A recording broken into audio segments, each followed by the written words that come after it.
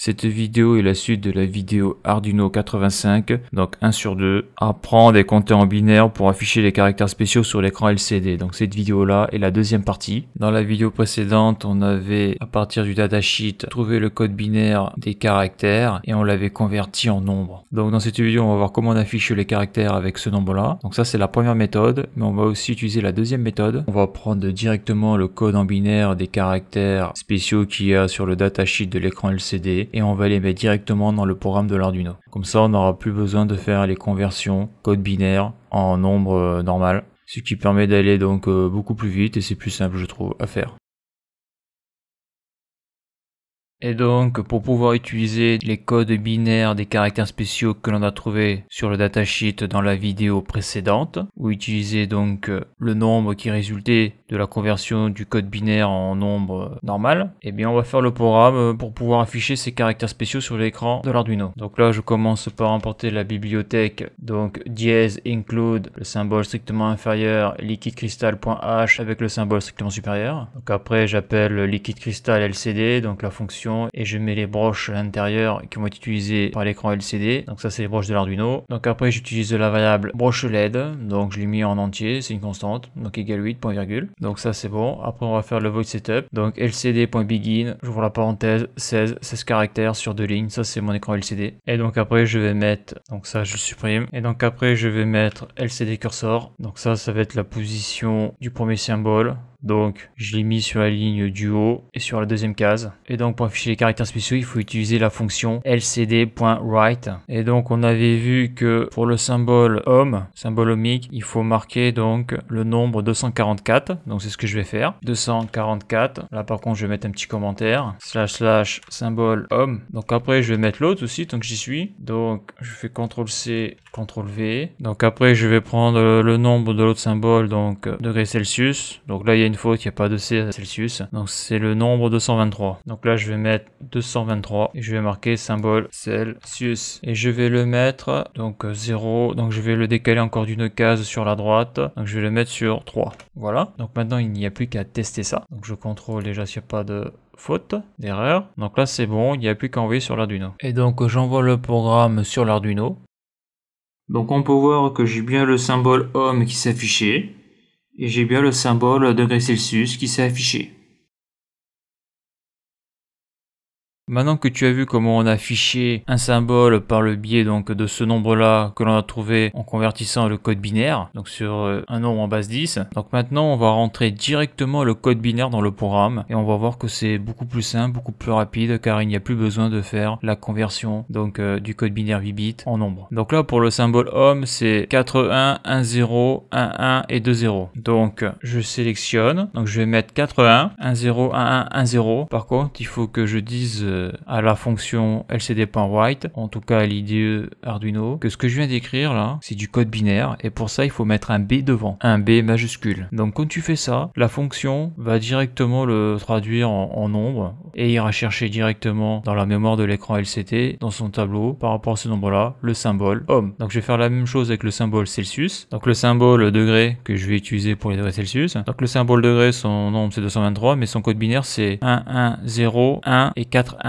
Donc je vais marquer ça à la place du nombre dans le programme. Donc 1, 1, 0, 1 et 4, 1. Voilà. Après je précise que c'est du binaire. Ok. Donc là je vais envoyer ça sur l'Arduino. Et je vais les mettre dans des positions différentes pour voir qu'ils ont bougé donc sur l'écran. Donc je vais le mettre par exemple sur la case 10. Et lui je vais le mettre sur la case 12. Et on va voir qu'ils vont s'afficher à cet endroit là. Donc maintenant il n'y a plus qu'à tester sur l'Arduino. Et donc j'envoie le programme sur l'Arduino. Donc on voit que le degré Celsius est bien affiché et on voit que j'ai dû faire une erreur là parce que là on voit que c'est pas le bon symbole qui s'est affiché. Donc le bit de point faible c'est 0100. 0100, il manque un 0. Donc c'est bien ça, donc je renvoie le programme sur l'Arduino. Donc voilà, donc je m'étais trompé, donc là on a bien le symbole homme. Donc qui a bien été déplacé et on a le symbole du degré, donc pour degré Celsius par exemple. Donc on voit que ça marche très bien en code binaire, c'est même plus simple je trouve.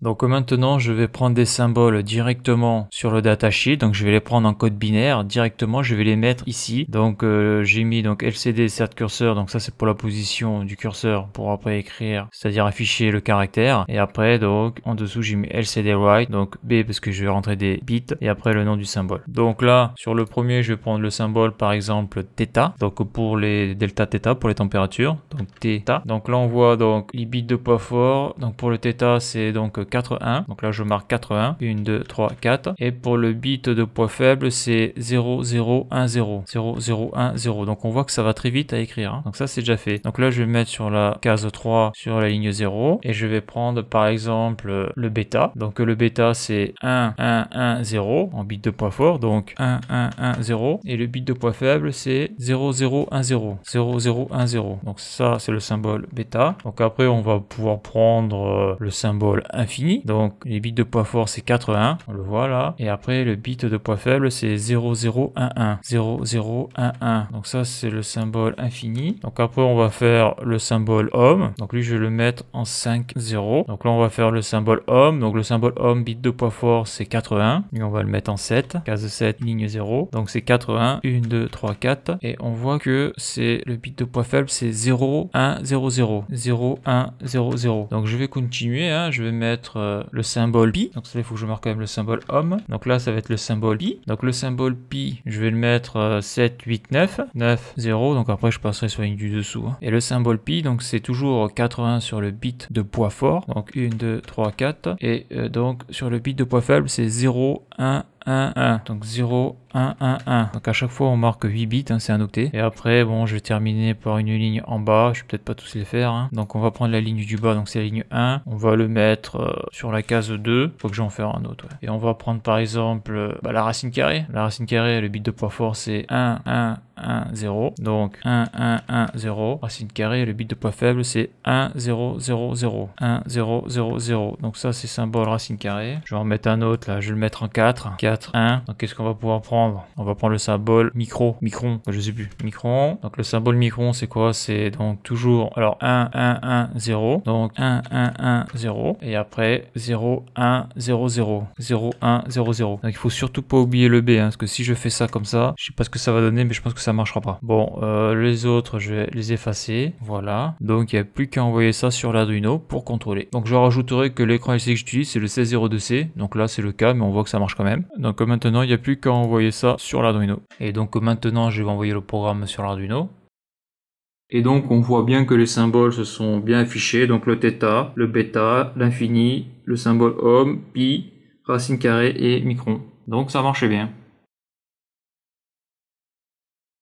Donc dans cette vidéo, on a pu voir comment récupérer un caractère sur le tableau du datasheet de l'écran LCD et on a pu voir comment prendre le code binaire directement pour le mettre dans le programme de l'Arduino. Donc on a pu voir que c'était quand même relativement facile et qu'avec la vidéo précédente, là où on a appris à compter en binaire, que ça démystifie le binaire. On voit que c'est pas compliqué. En tout cas au niveau où on le pratique, c'est même simple je trouve. Qu'un octet peut prendre une valeur qui va jusqu'à 255 et donc de 0 à 255 on a 256 possibilités et qu'un octet bien sûr ça fait 8 bits. Donc le souci de ce tableau c'est que on n'a pas tous les symboles et par exemple si tu veux faire le symbole, faire un menu par exemple flèche vers le haut et vers le bas, et bien on peut voir que sur le tableau ça n'y est pas. On voit qu'il y a juste les flèches de gauche et de droite et par exemple si je veux faire le symbole de l'antenne pareil il n'y est pas. Donc dans la prochaine vidéo on va voir comment l'on crée des symboles car comme tu peux le voir et bon je l'ai dit lorsque j'ai présenté l'écran LCD dans mes premières vidéos sur l'écran LCD, on voit qu'ici il y a 1, 2, 3, 4, 5 pixels sur 1, 2, 3, 4, 5, 6, 7 sur 8 lignes. Et on va voir que lorsque l'on va créer notre propre symbole, eh bien ça va consister à passer des bits, donc à allumer des pixels, c'est-à-dire à les passer à 1. Donc ça on va le voir dans la prochaine vidéo. Alors voilà pour cette vidéo. Si tu as aimé la vidéo, n'hésite pas à la liker et à la partager. Tu peux t'abonner à la chaîne. Tu peux aller voir les articles de mon blog qui traitent de l'électricité, du chaud et du froid. Et pour ceux qui voudraient me soutenir financièrement dans la reproduction de mes vidéos